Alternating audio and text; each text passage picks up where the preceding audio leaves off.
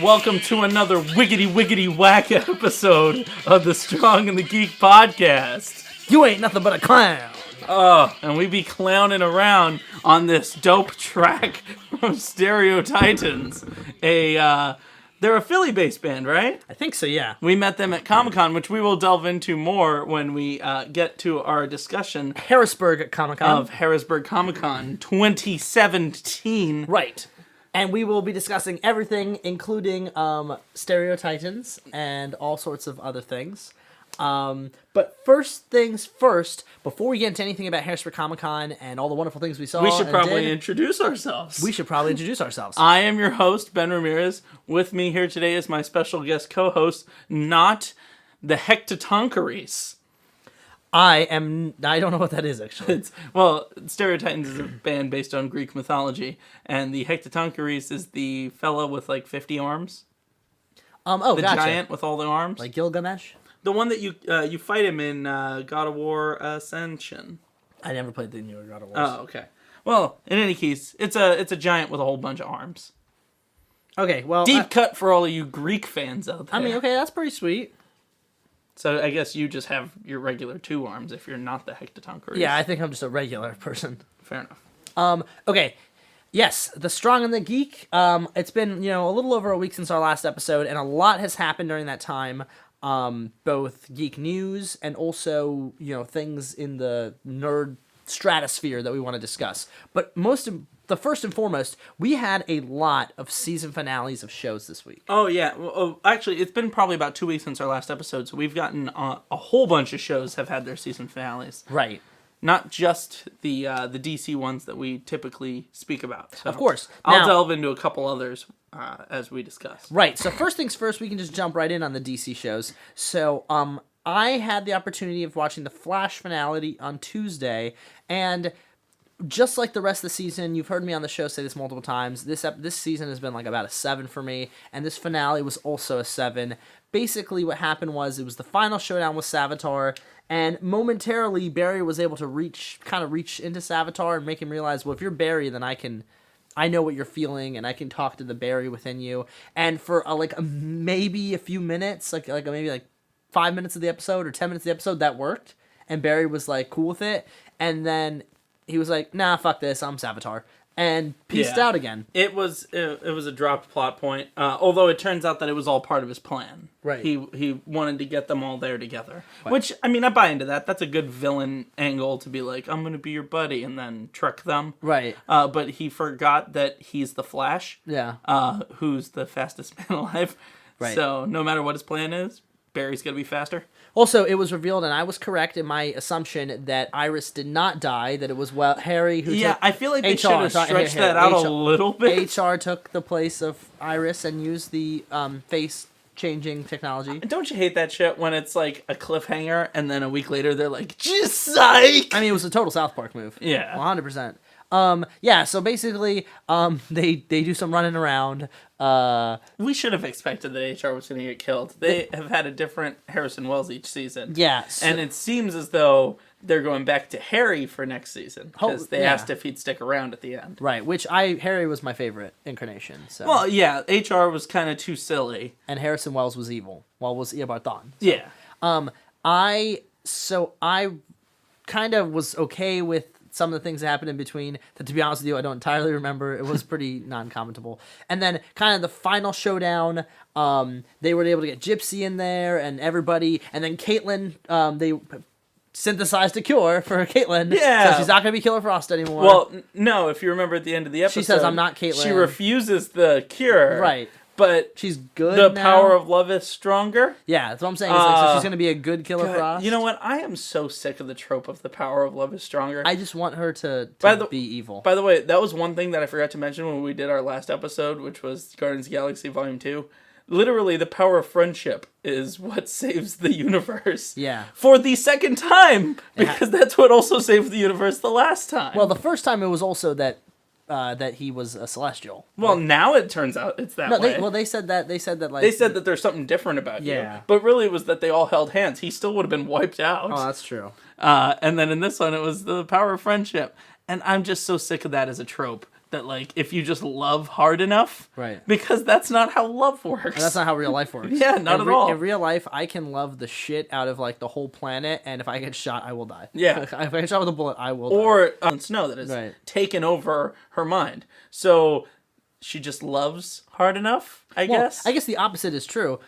Also in fiction, where it's like if you don't love enough, you'll just die, a la Padme. Like, she's lost the will to live, so she just died. Like, no, it doesn't fucking work like that. If you lost the will to die... But R2-D2 has all these weird powers that he didn't have before. He could fly, and he had, like, a flamethrower and shit. It's also why C-3PO... goes through such garbage. Like, oh, yeah, he was built by Darth Vader. And you know what? In the second one, he has this dumb slapstick thing where his body gets switched. It's because R2-D2 just is like being like, yeah, my buddy's an asshole. And the reason why certain characters that he has a close connection with are there, but others aren't.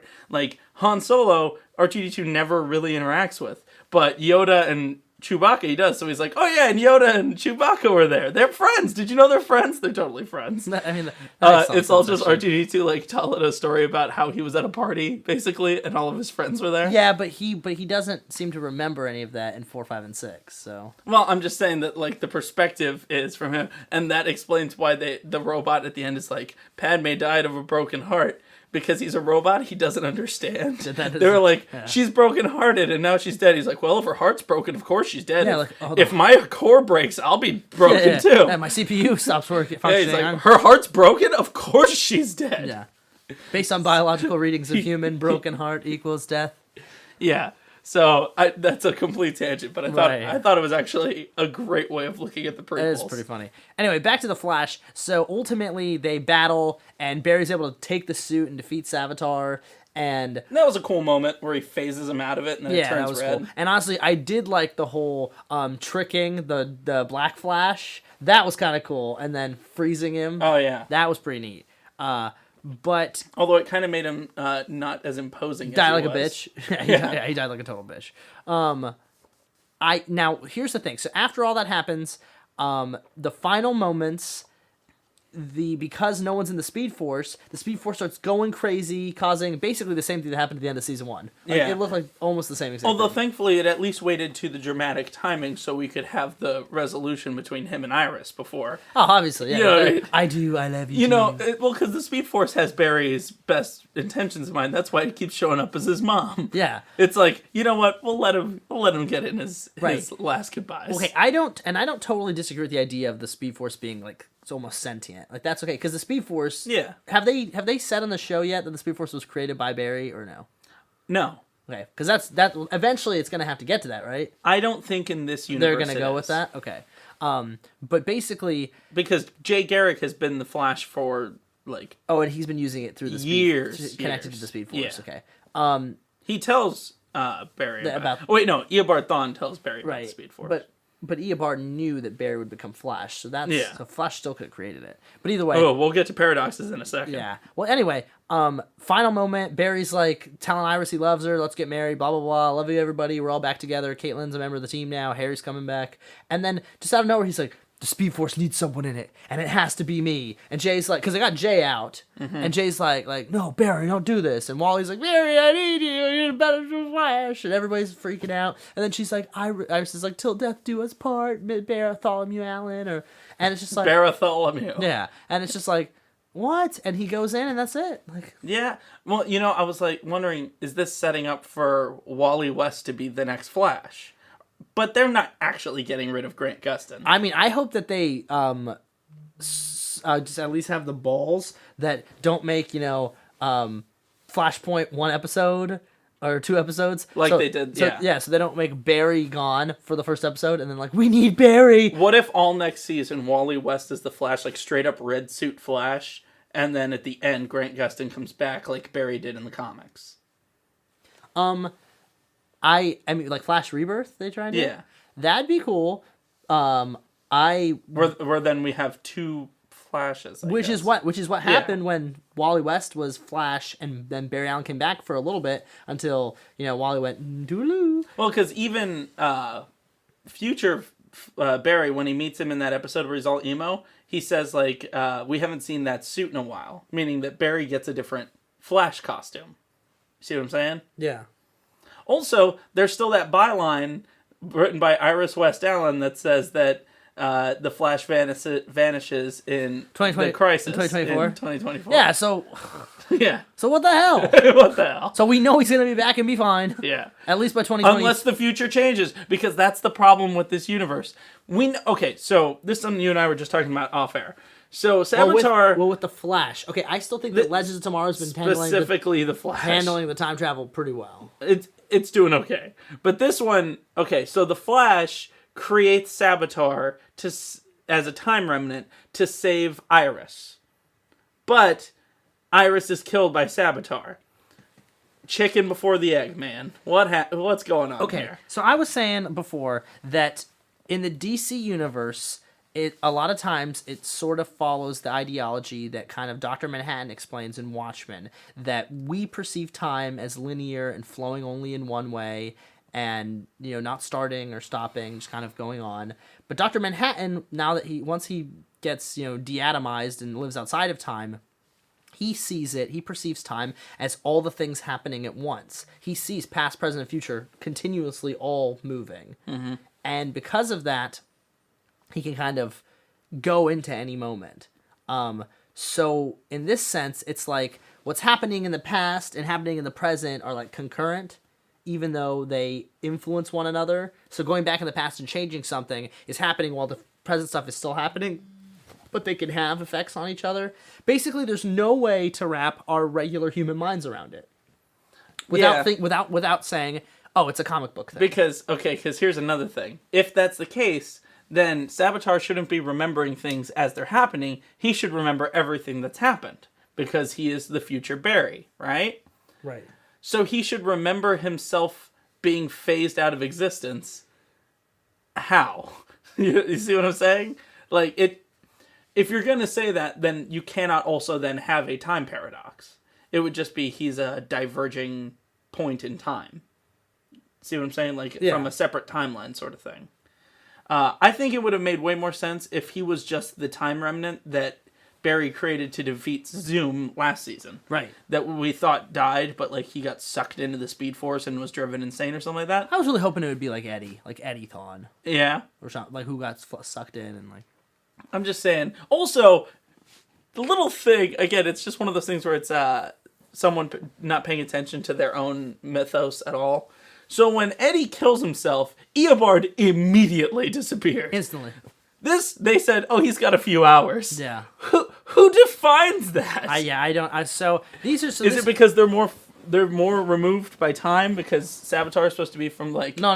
The distant future? It's solely because they had 16 minutes and 10 seconds left of airtime that they needed to fill. It's dumb as shit. So basically, the whole season for me has been a 7. This one was a 7. There's some stuff that's good. The actors all still do well. The action at the end was pretty sweet. Yeah. The hero team up moment. Yeah, I think for me, it's just, normally it's the opposite. It's normally like the writing is on point and everything else kind of sometimes gets a little rocky. This is one time where the opposite was true. I feel like everything else has been really good. So 7, the writing has been the missing link. The plot just seemed like it kind of got derailed. And it just had too many like, Savitar, let's all do this, Dominators, or let's all sing songs, and blah, blah, blah. And then Savitar, oh, well, look at this stuff. Yeah. And I don't like that. So basically, or let's go to Gorilla City for a weekend. Yeah, I would have preferred if there's just like a small carrying plot line and it's still the, like, taking down a different baddie each week. Yeah, or I want the villain to be like the rogues, like him fighting a different rogue and they team up, but that, or Grodd to be the villain of the whole season. So here are my hopes for season 4, moving ahead. 1, I want, if they're sticking to Barry being gone, let him be gone for like 6 episodes or something. Mm-hmm. 2, no speedster villain. We've had enough of that. 3 seasons of speedy villains. We don't need a speedy villain. Flash has plenty of good villains that are not fast guys. Yeah. Give him someone who's smarter than Barry. Yeah. Someone who can trick him. Yeah. And don't make it another betrayal story. We don't He's been betrayed 3 times now. Including himself. We don't need him to be betrayed anymore. Just have him fight a straight up evil dude. Yeah. That's totally fair. It doesn't have to be a mystery. 3, No more bullshit love subplots. I don't care that Wally wants to bang Harry's daughter. I don't care that HR needs a love interest and then dies. I don't care that Joe needs to find a girlfriend. They don't all need girlfriends and boyfriends. Fuck that. Focus on superhero stuff. Yeah. Like, now, for Barry, a core part of Barry is Iris, and a core part of Wally is normally Linda. But in this case, it's Jesse Quick. Yeah. But you know what? If next season, well, hold on. That's the other Wally West. So for this Wally West, the Black Wally West, I don't know who his love interest, if he even has one in the comics. Jesse. Oh, right. In the comics, I mean. So I'm saying, but either way, I don't need any more love interests. Those two need them because that's their lightning pole that they strike on. That I'm fine with. But the other characters, whatever. I don't need to hear about Cisco falling in love. Literally, this season, how many characters found girlfriends or boyfriends? Yeah. Cisco, Caitlin, a new boyfriend. Joe, HR. Every character got a love subplot. Why? We don't, because love conquers everything. That's fucking stupid. Yeah. No, next season, no love subplots. And you know what? Barry and Iris don't even get married. Well, yeah, now he's one with the Speed Force. At least for the time being. Alright, so we need to shift gears because we've been talking about Flash for far too long. Right. Supergirl had a pretty cool finale. I liked I wish the Supergirl Superman fight at the beginning would have lasted longer. You know what? I didn't get to see this actually, but I heard that the fight was cool. Yeah, it was cool. It was a lot of slow motion, big like punches. Although if you pay close attention during like the final moments of the fight, it's like raining and they're in this big puddle. It's very Matrix Revolutions. Okay. In the background, there's just this one car that won't stop exploding. They do the exact same like explosion probably 6 times, and it times to every time one of them punches each other. When you watch it, pay attention because there is one car in the background that explodes every time they punch each other. Okay, so that's just one of those like annoying. Yeah, it's like a pyrotechnic thing that like whoever the director of this episode was like, we need to have an explosion to emphasize how strong their punches are. Michael Bay. Yeah, it was Michael. But Bay. It was like, why does that one car keep exploding? Yeah, how many times they rig that thing to blow up? Like, what is that car made out of? Right. It has several different gas tanks. Yes. And they're all ballasted. It's like a cow with 4 stomachs. Yeah, right. But somehow, if one blows up, the other ones are fine. So as the episode goes on, basically they go full on invasion of Earth. Rhea is gonna destroy everything. Now this is the Daxamites? Yeah, this is the Queen of Daxam. Okay. Her husband was the king, Kevin Sorbo, but she killed him. And literally, she's just doing everything because Mon-El is in love with Kara. That's really what this boils down to. A mom that doesn't want her son marrying a dirty Kryptonian. Yeah. No Kryptonians in this household. Well, in any case, and also she brings all of the Daxamites to Earth because they need a new planet. And they randomly throw in a wrench that's like, because their planet got showered with kryptonite, she was like filled with kryptonite, and now she bleeds kryptonite, so Supergirl can't like when they fight, Supergirl gets super weak. Because, like, she cuts her, and then she starts bleeding green, and she's like, there's kryptonite in my blood. Okay, well, actually, that's not totally... kryptonite's an element, so... Yeah, but it's like, well, wouldn't your blood... Like, so much of an element being in your blood that it changes its color probably poison you? Kryptonite's like a heavy metal, right? It's the radioactive remnants of Krypton. So, Daxamites are weak against lead, in the same way that Kryptonians are weak against kryptonite. So, a device that was invented by Lex Luthor to dispense a certain amount of Kryptonian radiation in the atmosphere to defeat Superman. Yeah, this is backstory they're explaining. Is repurposed by Lena Luthor to dispense a trace amount of lead into the atmosphere. Not enough to hurt humans, but enough to choke and kill Daxamites. When Supergirl realizes that she cannot defeat Rhea, for the sake of the world, she tells him she activates the device, killing any Daxamites that don't immediately run away, which, by the way, this device works in a second. I don't know how it dispenses lead over the entire atmosphere in a second, but it does. And also, so they breathe it in, they instantly die? No, they start to get sick. The only one of them that doesn't get away is Queen Rhea. Kryptonians don't instantly die. Oh, yeah, no. Rhea doesn't get on a ship, so she basically turns into ash. Mon-El, because they explain he's been on Earth longer, he's been exposed to the yellow sun longer, he can survive a bit longer. But he had to leave too? Long enough for them to put him on a pod and send him out into space. So is he presumably now the king of Daxam? Well, all the Daxamites are spread throughout the galaxy. No, the guardians of the galaxy. He's just kind of drifting through space. The episode actually ends with him getting pulled into some kind of a portal. So, I mean, we haven't seen the last of Mon-El. Maybe Mon-El will show up in Arrow. That'd be cool. Or Legends. That'd be cool as well. Yeah. Cat Grant is back. She shows up in the last 2 episodes. God, she is the worst. I really hate the way she's written. She's written like the Devil Wears Prada lady. Yeah, but everything that comes out of her mouth is like, let me connect with millennials. Yeah. And it's like, go fuck yourself. Okay, yeah. Stop it. Yeah. She knows that Kara's Supergirl now. She, at the end, is like... She figured it out. She flies out the window, and she's like, go get him, Supergirl. Oh. Wink. ABC Family She wink. Should have turned to the camera and been like, the CW. Yeah. Only on the CW. She also picks out that Jimmy Olsen is Guardian just by looking at his eyes, which is like a gag. She's like, I can see your eyes behind that mask. And it's like, Kara, the joke that she doesn't even wear a mask. Right.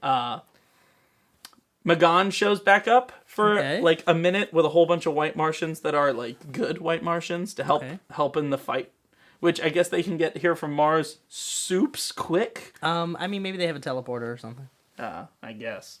I don't know. Overall, it was fine. It was a good episode. It was fun. And I like that it ended on a somber note instead of like everything works out. Right. Like it ends with Supergirl like crying and then realizing that she has work to do. So she goes back to being Supergirl. Right. So switching gears from we didn't get to see the Arrow finale, so we're obviously not going to discuss that one. But switching from the CW DC superhero shows, which we're hoping the next seasons are better. I wanted to talk about Samurai Jack. Woo, that buddy. Had its series finale, so episode 10 of season 5, which was ending to cap off the whole show. Oh, I think you're forgetting about Lil Jack. No, Lil Jack, no. Yeah, no, let's dig into this, because the last 2 episodes have happened since we last aired. So Jack, episode 9, Jack and Ashi went to, encountered Aku. Yeah. And Aku, because Ashi was his daughter. Yeah, it turns out that Ashi is literally daughter, comes from his essence. So Aku was able to possess her pretty much. Corrupt her with this weird black... Yeah, turn her into one of his ultimate demon minion. And she basically kicked Jack's ass. They got the sword. Episode ended. Yeah. So episode 10 starts... By the way, great episode. It was awesome, yeah. I would give it a 9.5 probably. Yeah. The episode 10 starts with Jack imprisoned in Aku's fire temple. It starts off with Ashi. Almost everyone that Jack has met throughout the old show, like gathering around television screens. Every callback you could think of, every character got a cameo as Aku was televising to the whole planet his execution. I am going to kill the samurai now. And he said, and it even had, I like this, he started the broadcast by telling like the story of it. Long ago. And it was the original from the original episodes, the original 4 seasons, the opening. And I love how they do the whole thing and then he comes up and he goes, "Not!" Yeah, like he said, like, that's not where my evil is law, Aku. And it's like, not, I have him now. Look at this little fucker. And I thought that's one thing I've always loved about Aku. Even though he's supposed to be like this giant demon, he's always written as he's the funniest character in the show. He's just kind of a douche. Yeah, he's absolutely the funniest character in the show. So Aku has him, and this is what to me was such a stupid thing, but it was in character with Aku deciding instead of just killing him himself, I'll let Ashi do it. But first, he's gonna take like 20 minutes to decide how he's going to kill him. Yeah, he goes through all of this whole plan. Well, anyway, Ashi's about to kill Jack when all of Jack's buddies from throughout the show.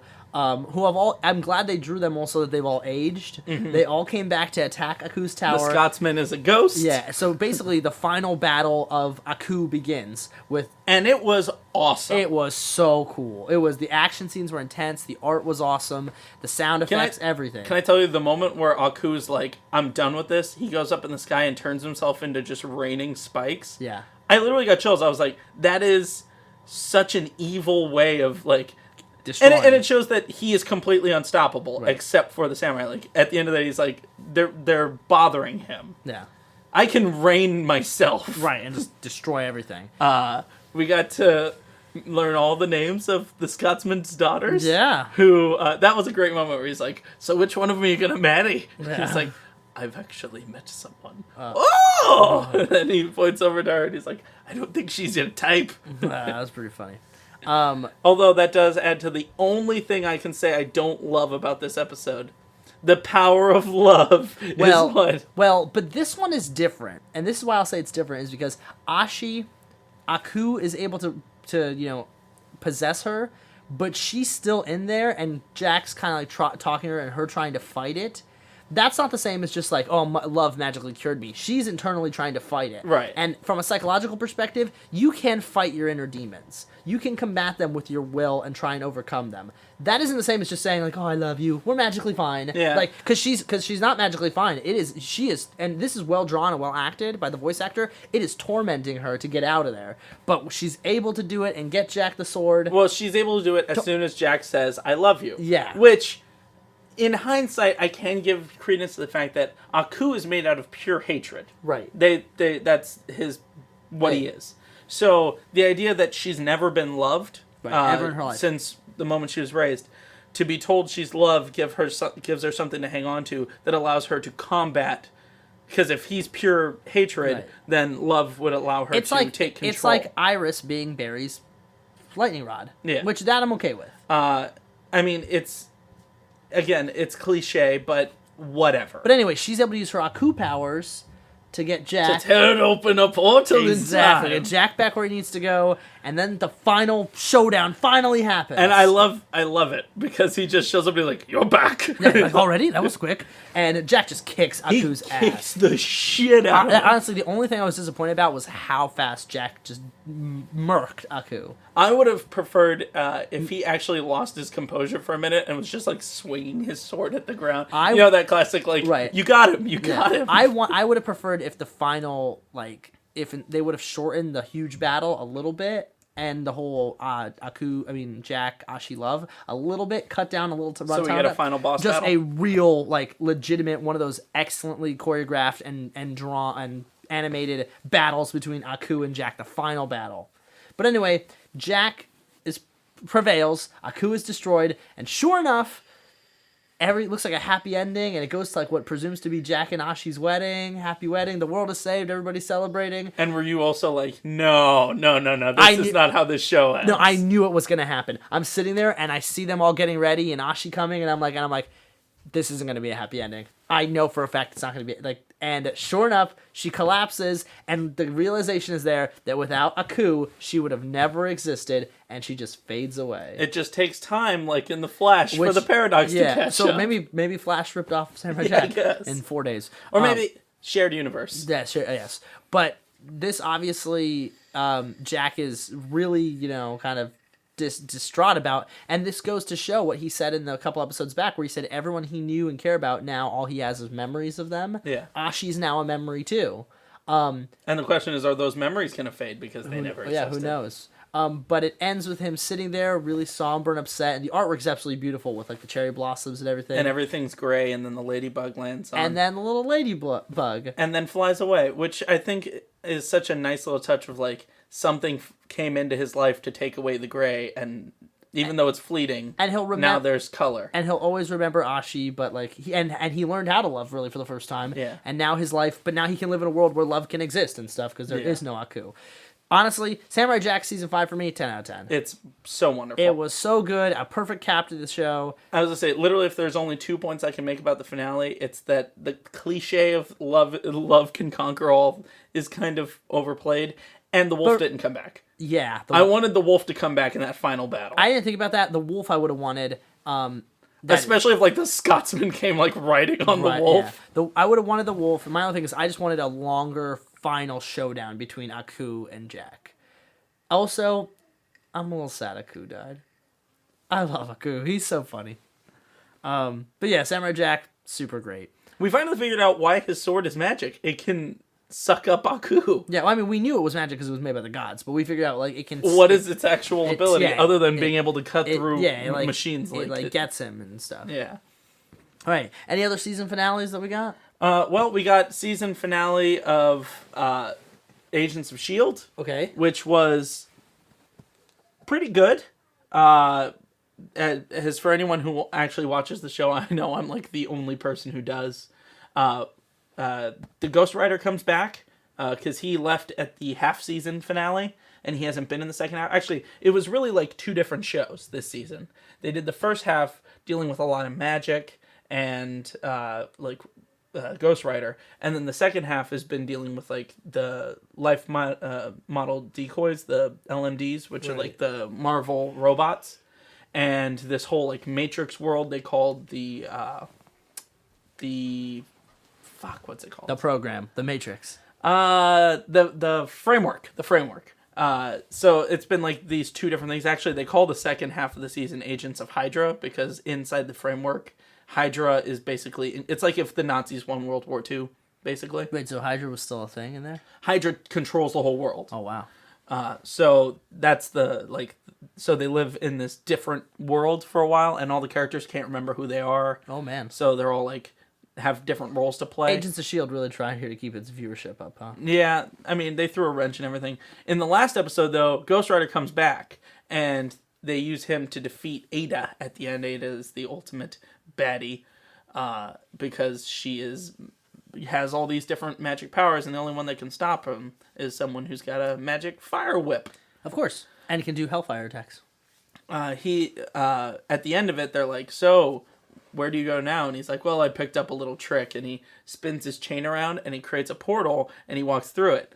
Which was like a straight Doctor Strange thing? It looked exactly like the Doctor Strange portal, and the way he opened it, I was like, are they going to pull him into the actual cinematic universe? Well, eventually they're going to have to show up, whether it's somewhere or something. Well, if they don't bring in the Agents of S.H.I.E.L.D., I'm fine with that. Except for Phil Coulson. He better get a place in the movie at some point. Right. But just the way he opened it, it was literally the exact same animation with like kind of sparkly on the sides. So whatever magic he's tapping into is the same magic that Doctor Strange is tapping into. I'm sure that now that Doctor Strange is the sorcerer, like, leader of the world pretty much, I feel like he probably would have met Doctor Strange in New York or something. I would love to see this version of Ghost Rider in a film. Okay. The actor is pretty good. He's very... But doesn't he drive a car, not ride a motorcycle? Well, it's a different Ghost Rider. In the comic books, there's been several different ones. Right. And the current one is this guy, Robbie Reyes. He does drive a car instead of a motorcycle. The Ghost driver. And this depiction of Robbie Reyes is really good. He's very angry and got this like almost Batman like hatred simmering under the surface at all times, instead of that Nicolas Cage like, well, we're gonna do something. Making Nicolas Cage any character is a bad idea. Yeah, it's awful. All right. But so yeah, it ended on a pretty cool note with Ghost Rider walking into a portal and disappearing. So I'm hoping that we get to see more from him. Nice.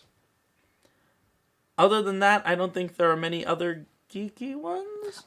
No, I feel like that was I mean, obviously it's that time of the year where lots of shows are ending. But and get ready for their summer hiatus. But the ones that honestly any of us really give a shit about is probably it. I mean, obviously none of you all probably care about The Bachelorette or whatever. Yeah, and there are other shows like Gotham, for instance. But I stopped watching that like 2 seasons ago because it's bad.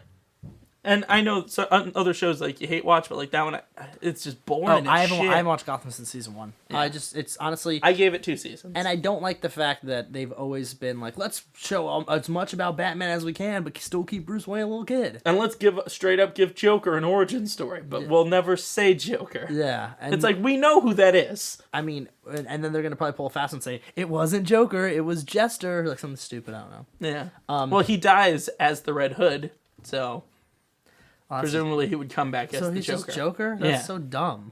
Like, Joker didn't become a thing when Batman was 14. Yeah. That doesn't make any sense. Anyway, so I think it's about time for the Geek of the Week then. Yeah! Let's talk about the Geek of the Week. Geek of the Week! Geek of the Week. You know, if you've noticed that the show has had a downturn in terms of number of sound effects, that was intentional. We've aged. Yeah, we've matured. Speaking of which, we're coming up on our 50th episode in a few weeks. Oh, your silvers are showing. Yeah. I was thinking for our 50th, maybe we do our first drunk episode. I mean, I wouldn't be thoroughly opposed to that. I mean, it'll be a 5th week top 5. and we could just get wasted and laugh about it. Top 5 favorite beers from the fridge. Okay, I feel like that would be a very short episode. Number 5. Okay, anyway, the Geek of the Week this week is someone who you're going to tell us about. Yeah, so I know we've had some sad ones, and I know that there are probably some people right now that we could point out to, because tragic things happen all the time. R.I.P., all of those P's. But I want something inspiring, something encouraging, a real-life superhero. Yes, please. Who here watched the sea lion video? I did not. Oh, okay, so it's a super, viral video, something that happened, just this week. It's all over the internet. Of a family, and there's a sea lion in the water. And there's a little girl, probably about 6 years old, and they're feeding the sea lion bread, which you're not supposed to do. Don't feed wild animals. And the sea lion kind of comes up and kind of barks at her, and she laughs. And then she sits down on the wood right next to it, and then he comes up again, grabs her by the dress, and pulls her into the water. It is horrifying. That sea lion was a real G. Literally, she's sitting back with her back facing the water, and a lot of people are like, "Oh, blame the parents." I'm like, that's the one thing. You already saw it come up to the pier once. Don't let your daughter sit next to the water. But other than that, a wild animal's a wild animal. You can't predict what they're gonna do. Animals gone wild. So when it comes up and it grabs her and it pulls her, it's literally like what you see in a movie when someone's pulled on a wire and their limbs go forward. Yeah. Her arms and legs splay out, and it pulls her in. Everyone screams. Not a second passes that some old man, everyone assumed at first it's her grandfather, but they leave without him, and he's just standing there at the end of the video. He jumps in immediately, as soon as she touches the water, he's in the water after her.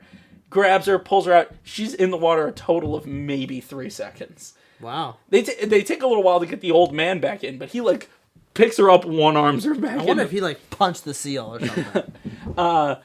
And you see his sunglasses floating away in the water. He didn't hesitate for a second. He was just like, a girl's in trouble. Jumps in the water. No, he was a real life Aquaman. So hats off to you, weird action grandpa. Old Aquaman. Action grandpa saved the day. Old Aquaman. So you are officially our Geek of the Week for being a real life superhero. We need more of you. You should don a costume. Yeah. That would be cool. Action grandpa. Yeah. That's a great superhero. So I think it's about time we discuss the 2nd annual Harrisburg Comic-Con. Yes, HBGCC 2017. So I'm not going to pull any strings here. I was not impressed this year. It was a bit underwhelming. It compared, especially because it was advertised as going to be bigger and better than last year's, which I thought last year was great. Yeah. This year, I would not say it was great. It definitely felt a lot smaller. Right. And maybe it's because the space was more open. Change of venue. Because this one took place at the Harrisburg Mall, right? It's no longer the East Mall? It's called the East Mall sometimes, but it's officially the Harrisburg Mall. The Harrisburg Mall, in what we presume to be an old Macy's or Boscov's or whatever. It was a 2-story department store that is gutted and empty. Right. So the second floor, they had some board games set up for people to play. Right. And that's where they were doing their panels. Yeah, the first floor was where all the vendors were and stuff. Now, for starters, because it was in, basically a cleared out department store, they could have cleaned up a little bit. I felt like it looked slightly dilapidated. I'll give you that. It was kind of that, it felt like you, especially when you walked into where all the vendors were, didn't it feel like a bazaar set up in in a post-apocalyptic movie? Kind of, where they're all set up in an old mall, like a bazaar in the old after the world has ended. Yeah. That they set up in an old abandoned mall, and they're just like, buy our spices. Yeah. So there were some stars there. We did not get a chance to talk to or interview any of them. Yeah, unfortunately. But we had, and you'll have to Google the names of the actors because it's evading me right now.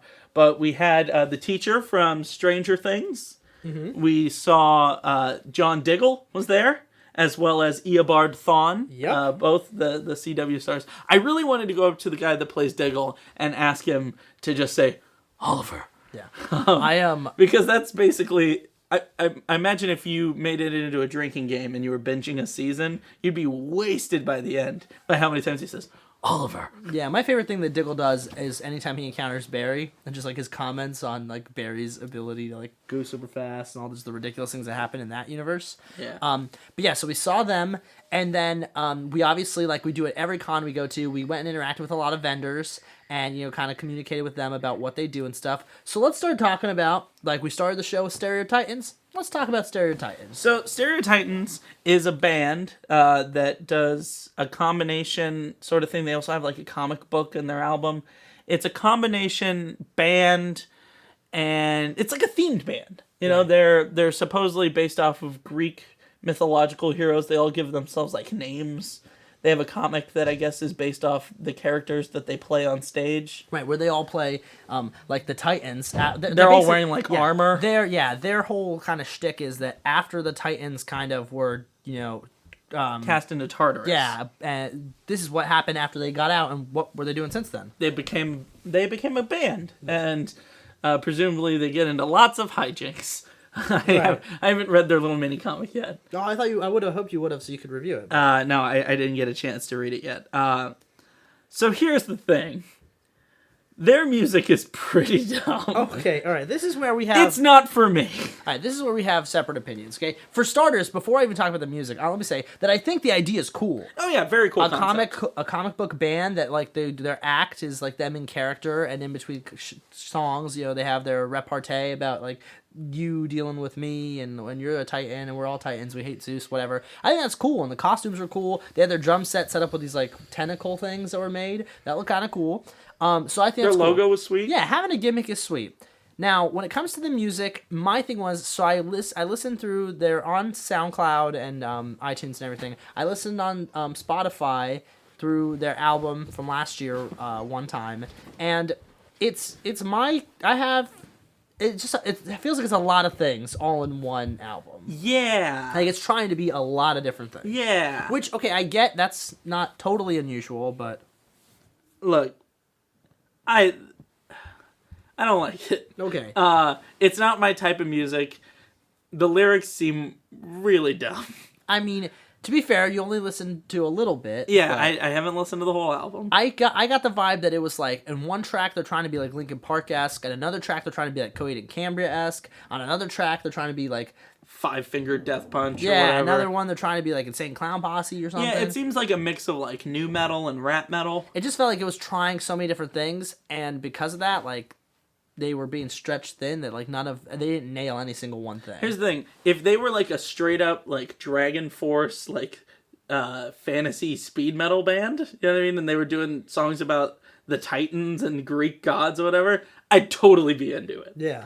But this one feels like they don't have a direction. Yeah, and like here's the thing. Also, so for example, the song Clowns we played at the beginning. What does that have to do with the Greek gods and Greek mythology? Like I didn't read all the lyrics when I listened to the song or listen to it enough time just to know the lyrics. But what I picked up from it, I was like, this doesn't have anything to do with Greek myth at all. Like, also, wasn't another one of their songs the chorus says, "You fucked me, then you left"? Something like that, yeah. Is that a song about a woman who's been raped by Zeus? Maybe. There's Bumblebee Weed, which that one I listened to the lyrics super well. Hang on. The name of the song is Bumblebee Weed? Yeah, Bumblebee Weed. Oh, like that classic Greek tragedy about that bumblebee that gets super baked. Okay, they seemed we met them, one of the members of the band. Yeah. And they see and he said hello to the other ones. Yeah. They seem really cool and really nice. They're very cool people. And here's the thing, I've never been in a band. So that's awesome. And the gimmick's cool. I'll have to say I didn't enjoy the music. I mean, let me rephrase that. I enjoyed the actual music. The musical component, yes, but the lyrics and the vocalization I was not a big fan of. Yeah, I gotta be honest. So, if you were gonna rate the band, based on one listen through, a 5. Okay, I give it a 5 out of 10. But whatever. Okay, so moving on from them, I also visited a local vendor, Burrito Princess. Oh, I did not meet Burrito Princess. Yes, no, you were away when I encountered Burrito Princess. I purchased a tote bag for my wife from there, covered in Pikachus. She is a little artist. She does those little dot art things. Actually, one of hers was great. It was a self-portrait. There was a picture of her with her cat inside a frame, and on the frame was a little dot art. It kind of looks like 8-bit animation of her with a cat. It was just pretty clever.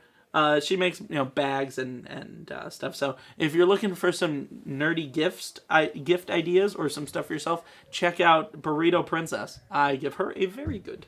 Nice. Another thing we did while we were there was we checked out a gaming competition they were having, and we played Injustice 2. Which, by the way, good. Super good. Yeah, so Injustice 2, we only played a couple rounds. The roster seems sweet. Yeah, they added a bunch of really cool characters. I played as Grodd and as Dr. Fate. Yeah, we played Dr. Fate versus Swamp Thing. Yeah, which cool. Is a fun-sounding fight in the DC universe. And then we also played Flash versus Grodd, which everyone has seen that. And as you would expect, Flash won. That was for a 24-hour gaming marathon that they're promoting, which is a charity event for so it was to raise children's hospitals. Yeah, so it was to raise money for some of the local children's hospitals in conjunction with Children's Miracle Network, I think, or the Make-A-Wish Foundation. But they worked with Penn State Hershey's Children's Hospital around here. But really, yeah, so they were finding out if people want to. And what they do is that people can be sponsored to play games for 24 hours and basically do that as a fundraiser and have people, your friends, family, whatever, donate money to them doing it. And then basically it's their call if they want to play board games or video games or whatever for 24 hours straight, and you can do it by yourself. You can do it as a team. Basically, a marathon to raise money that will go directly to the hospitals. And they were talking to them, and they gave us a good assurance that the money is 100% going to the hospital, as mentioned, which was really cool because a lot of other charities, sometimes the funds are broken up or divided, whereas not all the funds go necessarily to the actual children or those receiving it, as opposed to a lot of it going to administrative stuff. So that was cool that the money was going really directly where it needed to. And that was actually called Extra Life was the name of the organization at extralife.org. And anyone can participate? Anyone can sign up to do it to help raise the money. And the cool thing was, what were your thoughts on perhaps trying to give it a try?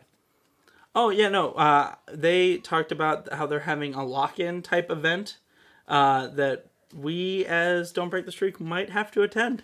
We as who? I'm sorry. Haha. Gonna edit that.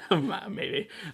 We as Strong and the Geek are gonna have to attend. Yeah, we as Strong and the Geek might have to do. Not an old improv troupe that doesn't exist anymore. that one of us may or may not have been a part of. No, I was. Now, here's the thing. If we do decide that we kind of want to do this, if any of you valiant listeners want to either join us or donate to us when we decide if we are doing it and everything, that would be awesome. And obviously, we don't like to ask for a lot other than dick pics. But if we're doing it for charity, I don't mind being shameless and asking for money. Fuck it. Right? For kids? Oh, yeah, no. If we're doing it, we're going to raise money for children. So we obviously will be providing more information as we discover how that's going to go.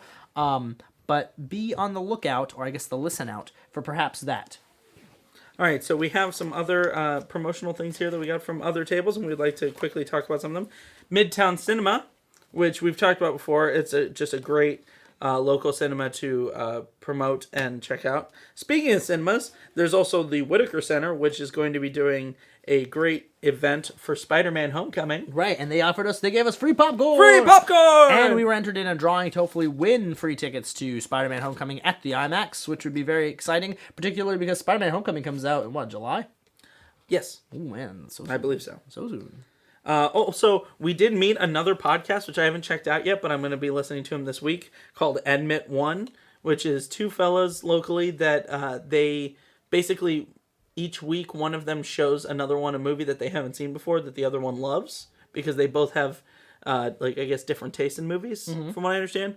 And then they do an episode based on one guy who loves the movie and one person who's seen it for the first time. Right. Which is a great idea. It's a cool concept. And honestly, I would like to pitch them some movies that we have seen that they've never seen and get their perspective, because I feel like they would give us a bunch of movies and we would watch them, and I would give them 7s out of 10s, and you would say they're all fucking horrible because that's just what always happens. I don't know, man, might be good movies, but you never know. Another person that I got to meet and talk to was Devin Maxwell, who she and her boyfriend Shane did a lot of. They did a lot of artwork and a lot of portraits. Yeah, they had a lot of really good artwork. They're painting, so there was all like comic and like nerd kind of culture paintings. There's a lot of crossover sort of things. But a lot of like recreations of famous like Renaissance art, but with like superheroes and stuff. So my favorite was they had a recreation of the ceiling of the Sistine Chapel, which is really well known of God, touching the most fingers. The most famous panel. The whole thing. God touching fingers with Adam.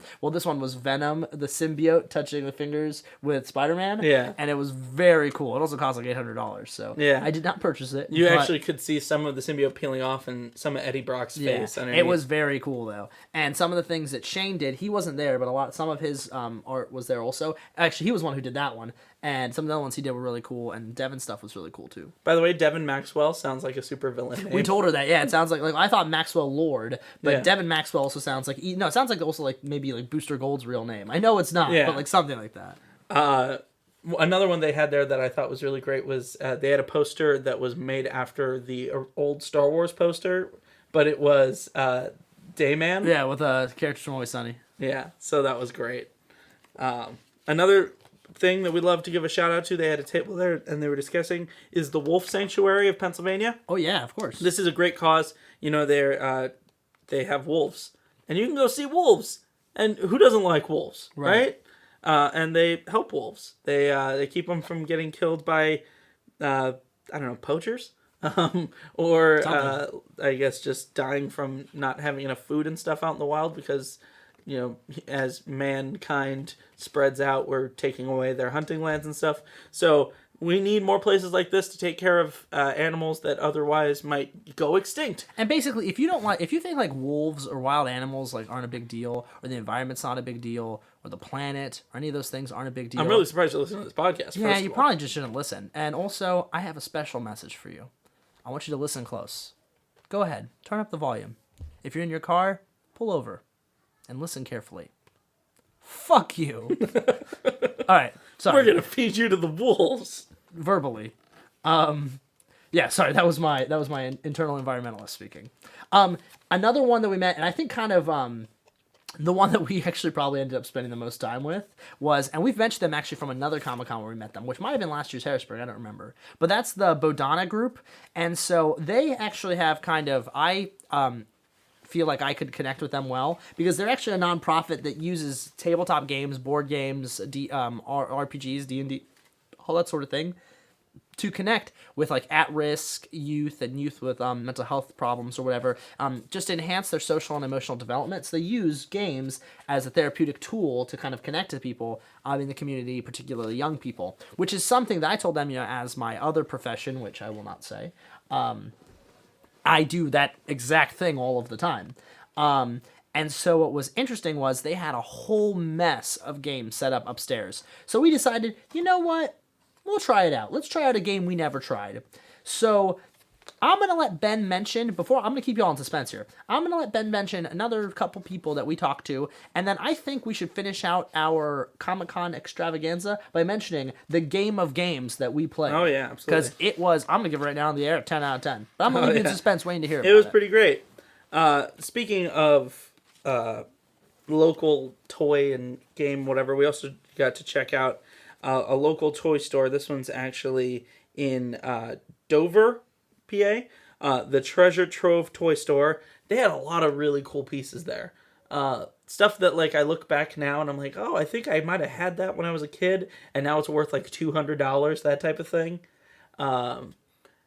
It's just it's neat to see like toys that you would never expect to be worth anything, be worth so much money because of collectors. So we saw a Hulk figure that was like $80 or something like that, because it's more rare now than it was back when it initially came out. So if you find yourself looking for some toys, you could always check out the Treasure Trove. They also consign, so if you're looking to get rid of toys, maybe some old stuff that you have, might be a good way to pick up some cash. That would be cool.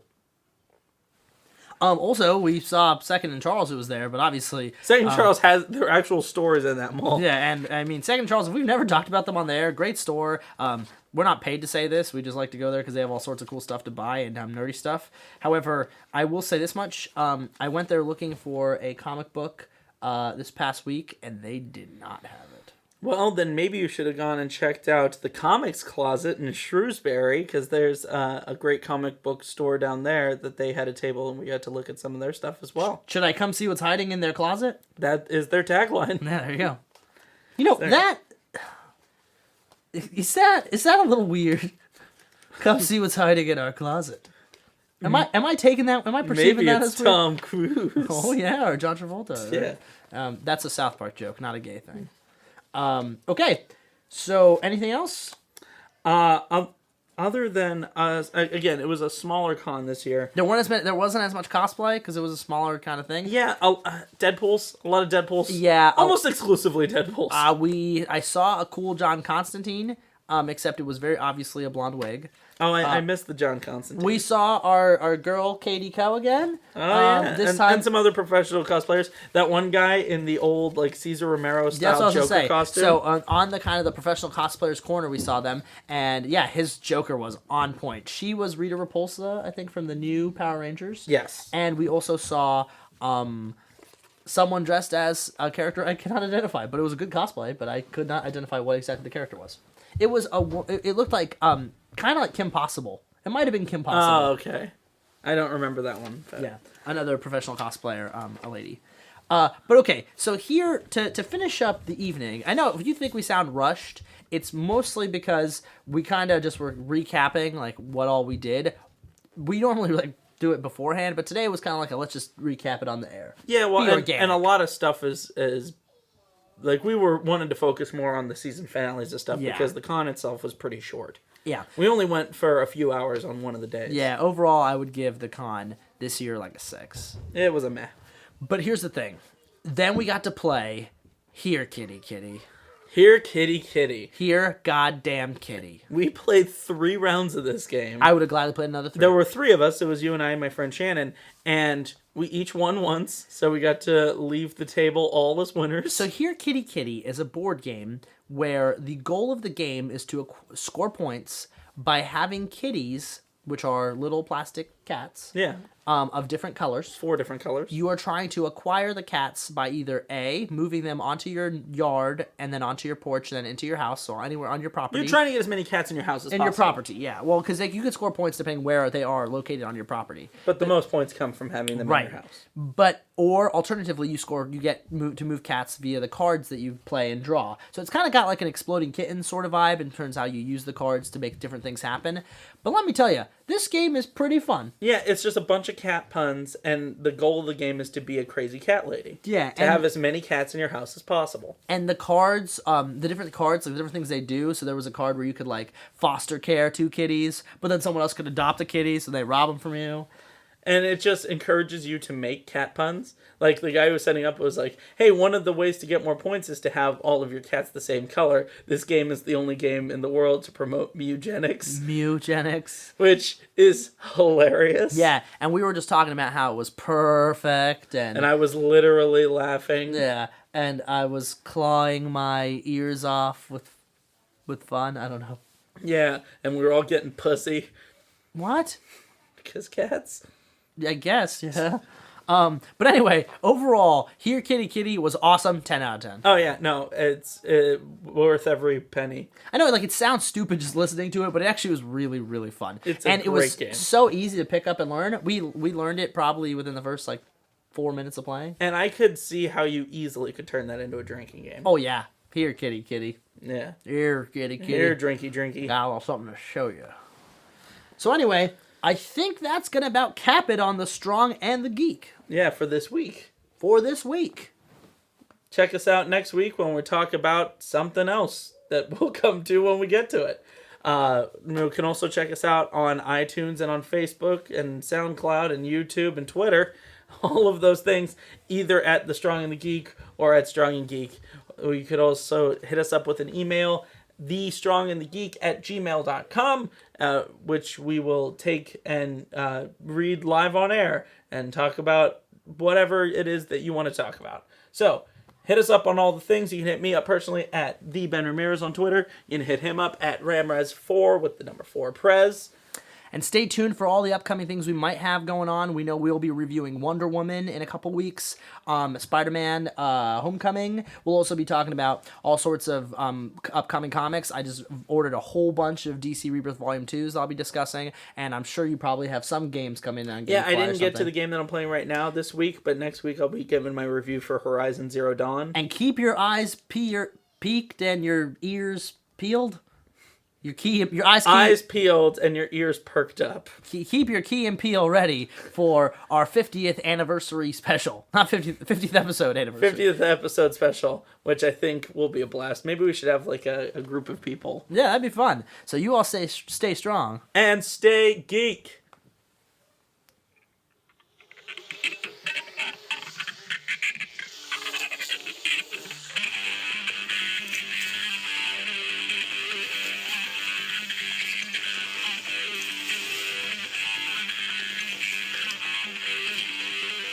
Welcome to the post-credit scene. There's a little bumblebee, is what he said. So, real talk. We spent a lot of time deciding what songs we're going to pick to begin and end each episode. And let me say that as much as kind as I can be, it was, pun intended, bee, like bumblebee, like weed. It was hard for me to allow these guys to play over the likes of like David Bowie or something. Yeah, although you know what we're not going to have to deal with? Our video getting taken off of YouTube for copyright issues. Yeah, so thanks, bros.